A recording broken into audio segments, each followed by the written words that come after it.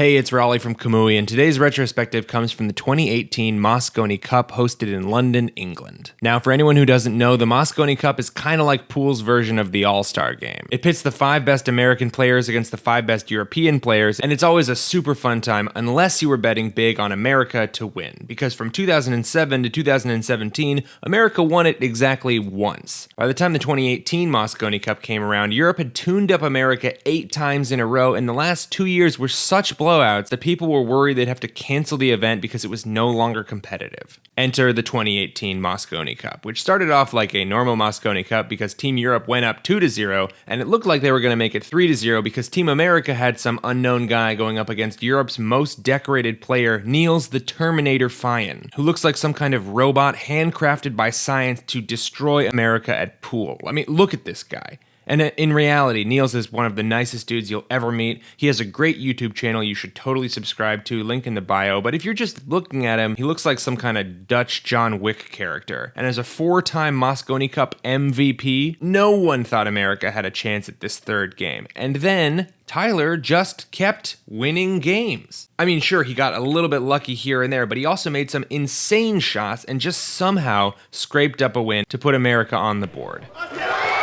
The rookie, Tyler Styer, has just provided the first point for Team USA. So now America is pumped up. They rally back and they take the next 2 games to end the first day ahead for the first time since 2012. America's captain Shane Van Boening even won the 5th game against his European rival and certifiable sharpshooter Jason Shaw. So America is feeling good right after the first day. But you know who's not feeling good? Jason Shaw. This dude is a natural showman. He loves getting the crowd riled up, and he's great for the game in general, and he is feeling that defeat from Shane. And it just so happens that Jason is also playing Shane for the first game on the second day. So Jason goes out there and puts on a clinic. He takes Shane down 5-3, winning that game. He ties the score 3-3, and he's so jacked up on adrenaline that he runs over and jumps on Shane's chair to celebrate with the crowd. There he is on the chair, right there. That is undeniably Shane's chair. And now a lot of people feel a lot of different ways about this. Some people say Jason was just pumping up the crowd and giving everyone a show. Other people say, that's Shane's chair. Don't jump on that chair. It's disrespectful. The guy who cleans the chairs is saying, oh, dang, now I gotta clean that. The guy in front is really pumped up. The Mosconi Cup safety officer is probably like, I'm pretty sure that's a safety violation. The chair's not rated to be stood on.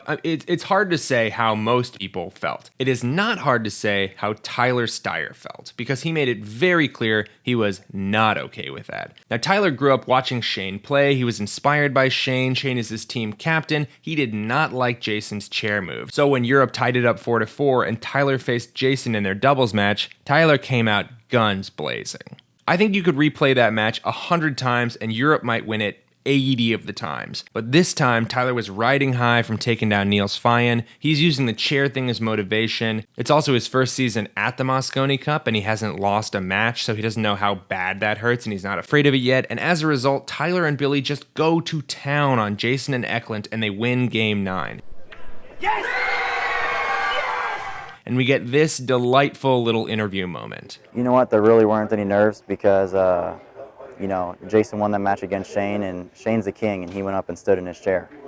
You don't stand in the king's chair, you know what I mean? So we went up there and played doubles against Jason and Clancy, and we got it done. You know, we had to get that point back. You don't do that, you know what I mean? So that was really important for us to get that point back. And you know what? I don't care who you are. That's a pretty cool thing to say in an interview right after you've just beaten some of the greatest players to ever play pool.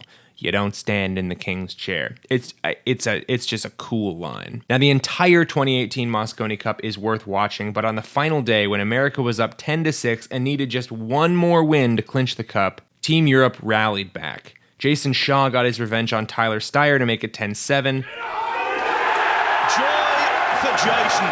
Niels Fyan terminated Corey Duel to make it 10-8. A resounding victory. Eklund Kachi disassembled Billy Thorpe to make it 10-9. But Shane Van Boening, the king himself, anchored that final game as he took down the Greek god Alexander Kazakis to hoist America's first Mosconi Cup in 9 years. What a shot! Shane Van Boening and Team USA.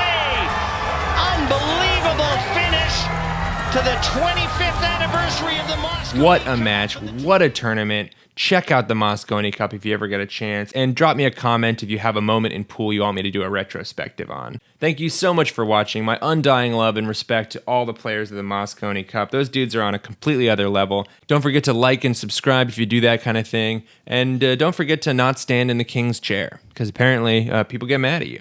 Okay, see you next time.